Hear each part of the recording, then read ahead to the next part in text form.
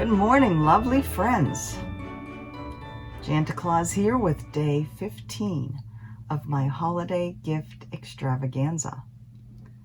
And the kitties are tucked all snug in their beds with hopes of greenie treats dancing in their heads.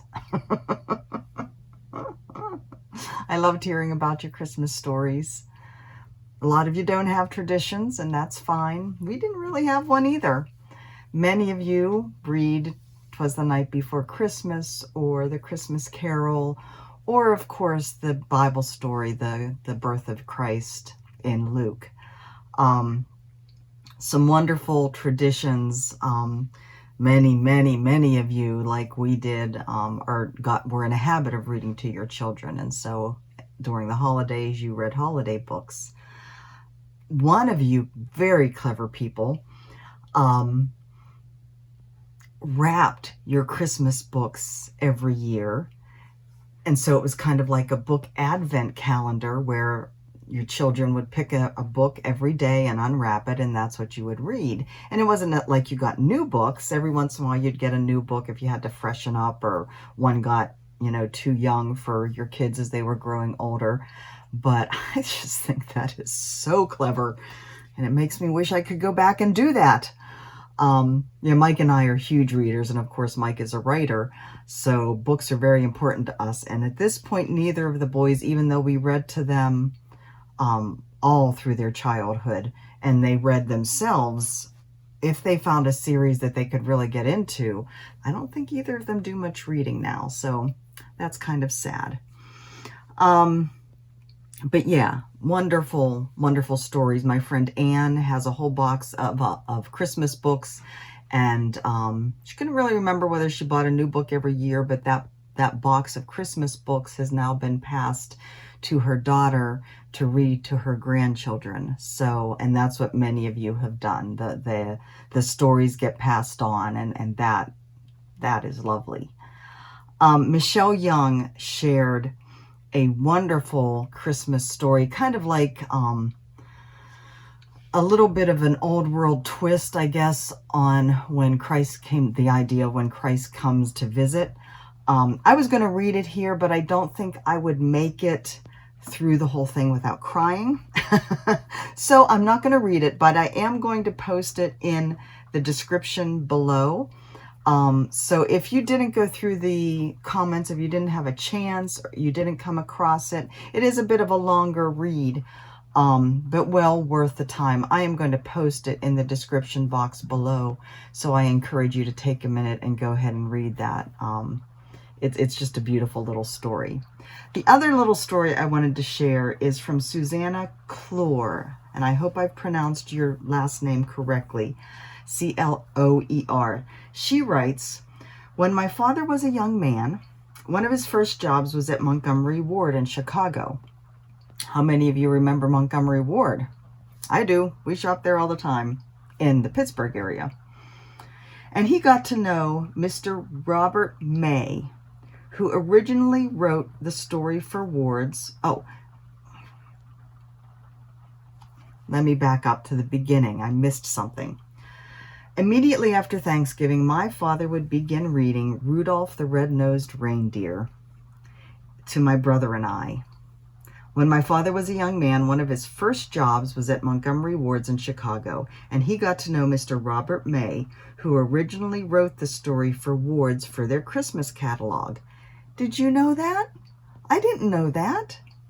About a week before Christmas, Dad would pile us in the car and drive us by Mr. May's home to see the giant Rudolph he had on his lawn.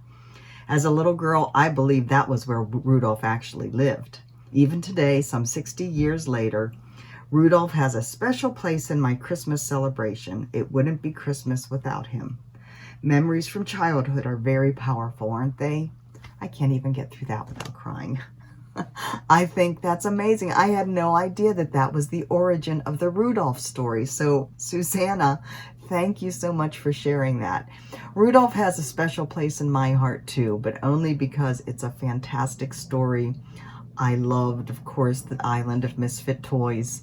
And who doesn't love Burl Ives at the beginning of that? I mean, the little snowman rendition of Burl Ives, and of course the song. So, thank you, Susanna. Learn so much, feel so much, get so much from you guys. I am so grateful for you and that you are here and still joining me every day. Only 2 more to go after this. I mean, I've said it before. I'll say it again, I'm sure, in the next 2 days. I'm getting so much more from this than I ever expected. So, the book, A Cross-Stitch Christmas. This is something many of you are interested in. It is published by Craftways, and it is available from the Pet Fat Quarter Shop. So if you aren't the winner today, I am going to have a link below for you to go to the Fat Quarter Shop and buy one for yourself. I have not clicked the purchase button myself. I looked through it again this morning, trying to decide should I or shouldn't I. There are some awfully pretty patterns. Now, many of you love the nativity scene one. I should have bookmarked that again this morning. Let me go to that. It is by designer Barbara Seastock, S-E-S-T-O-K.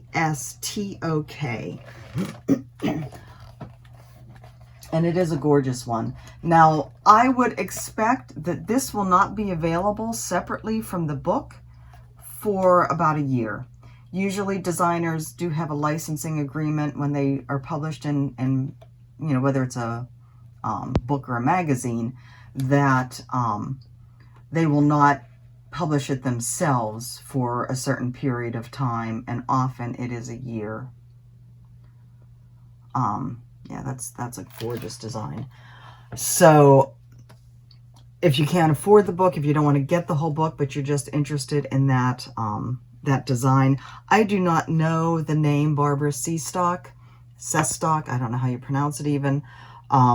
I actually didn't look for her specifically. I just looked for the book to see where that was available. But yeah, if you're interested in just the nativity scene, you'll have to wait a little while, I'm sure, before it becomes generally available. And at that point, I don't know. Like I said, I don't know that name, so I don't know if she has a shop somewhere or not. But anyways, the link for the book will be below. All right, so who is the winner? The winner is Deb Fenning, P-F-E-N-N-I-N-G. And she says, no story, but it is a tradition to watch A Christmas Carol every year. And she says those patterns in the book are awesome. There really are quite a few ones that are still ringing in my head up here. All right, today we have some special goodies for you as well. Today's gift was very generously donated by Michelle Gabriel. She is very active across pretty much all of the social media channels. She is known as Maine Moose Mom Stitcher on Instagram, and she has become a good friend of mine. She has sent me so many things. Whoops. And the latest is this. She has June through January of the Stitching with the Housewives. This is the Trucking series, right? Trucking Along. Yep, Trucking Along series.